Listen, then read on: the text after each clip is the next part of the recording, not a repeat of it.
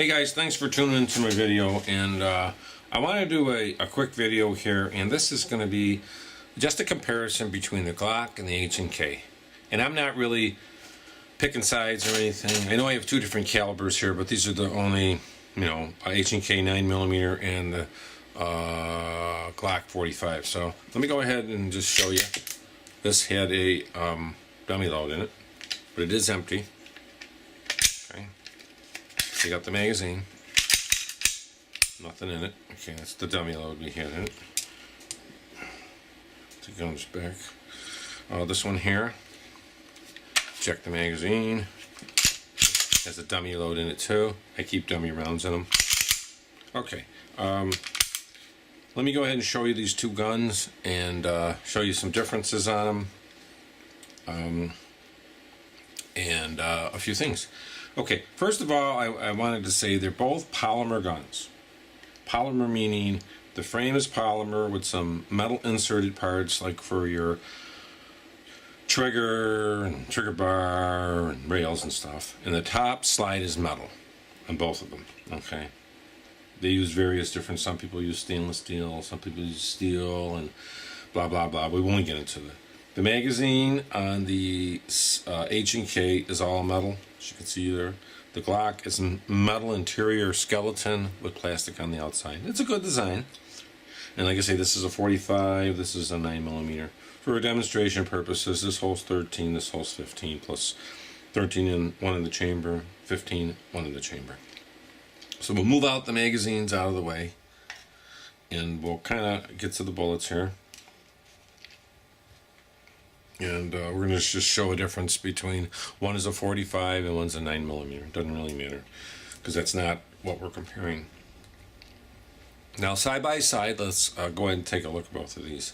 And we're not looking at sizes or anything, or weights and stuff, because we're just comparing some of the features and the manufacturing quality of the two guns. Because, one's a 45, one's the 9mm. Let's start with the Glock. The Glock is a very well-made gun. It's been around for multiple years. The nice thing about the Glocks, you can get guide rod lasers for them, like this one has. See, right here has a guide rod laser. Sometimes you got it. Okay, that's a guide rod laser. See, you can get the fiber optic sights for them, which is nice. You can accessorize them, shine them up, stuff like that. Takedown on a Glock is fairly simple.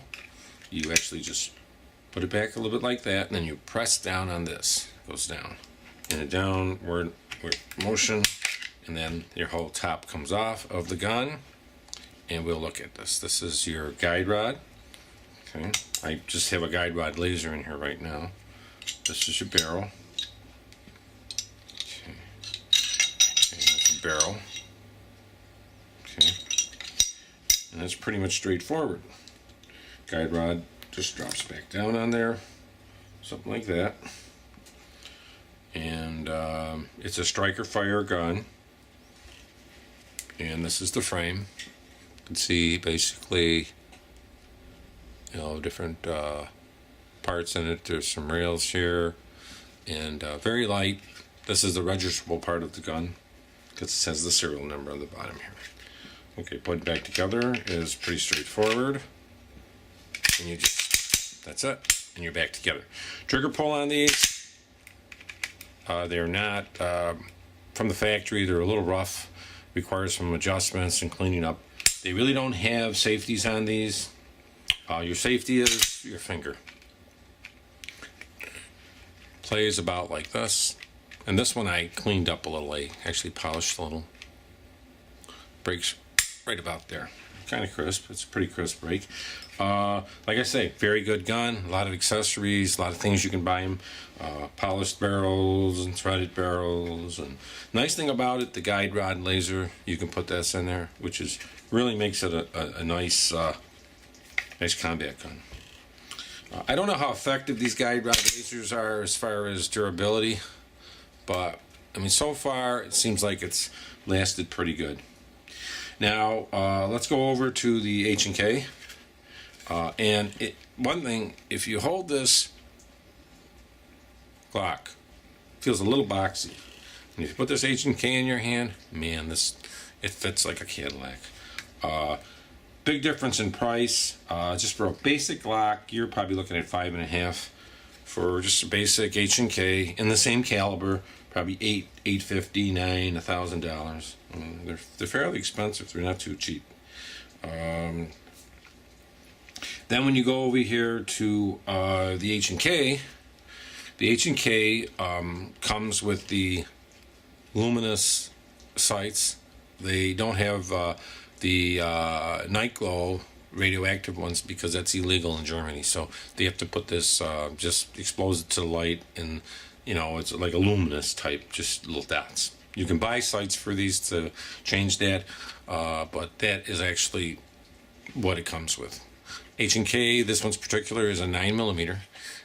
Has they make about 4 models. They make a V1, V2, V3, and I think they make a V4. The V3s, the V2s, anything but the V1, I think, has a decocker right here and has a safety here. Okay, usually they're ambidextrous on them. This does not have the ambidextrous safety, nor does it have the decocker, because this is the V1. The V1's more a law enforcement gun, and those are just features. On this particular one here, it is full double action. Let's see. Full double action. That's a big difference between the Glock, which is not. This has a firing pin. This particular one, when you rack it on the first shot, it's 4.5 pounds. Let's see how easy that is. It breaks right about there. I would say probably pretty close to the same place on the Glock, but this is just, that first one is 4.5 on the law enforcement. The non-law enforcement that has the decocker and the safety, probably about 7.5, 8.5 pounds. But this is double action. But like I say, there's no decocker, so you can't just decock it down. You cock it the first time, it's full double action, bang. The H&Ks have removable back straps and side grips where you can take them off.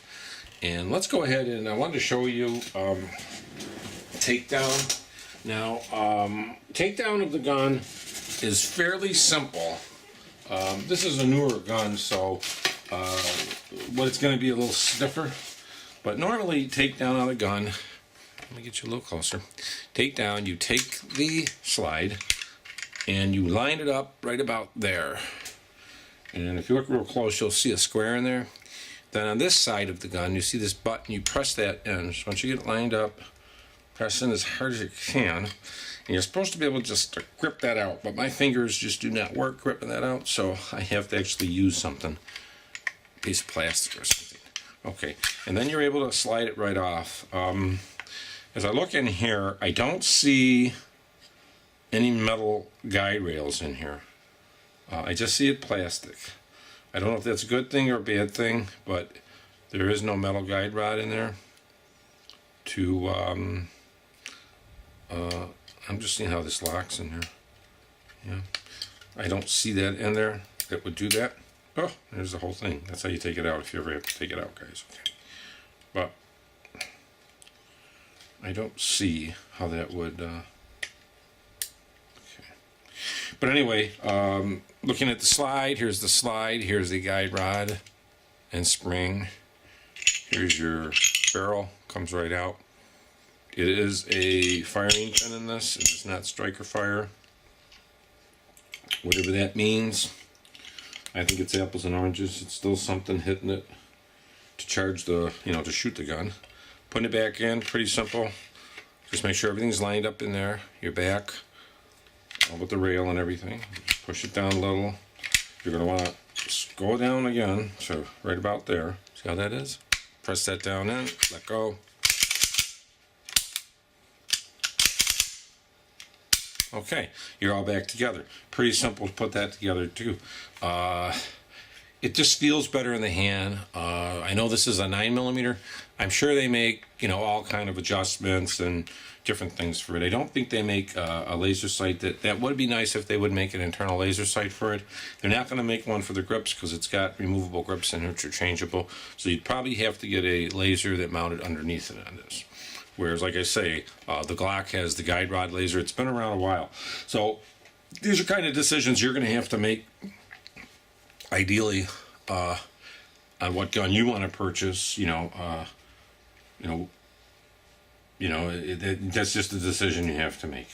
So I wanted to show you that, and this is just a side-by-side comparison of the Glock, overall, the Glock, okay, and the H&K, just overall quality. Quality-wise, fit-wise, the way it fits is really nice. Also, I don't know if I brought that up. This is your magazine release here. Okay, you can hit it here, or you can just do it with your finger like this.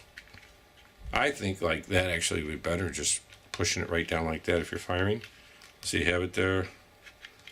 It's kind of a little awkward, a lot of people say, but you can still get the magazine. It will drop it.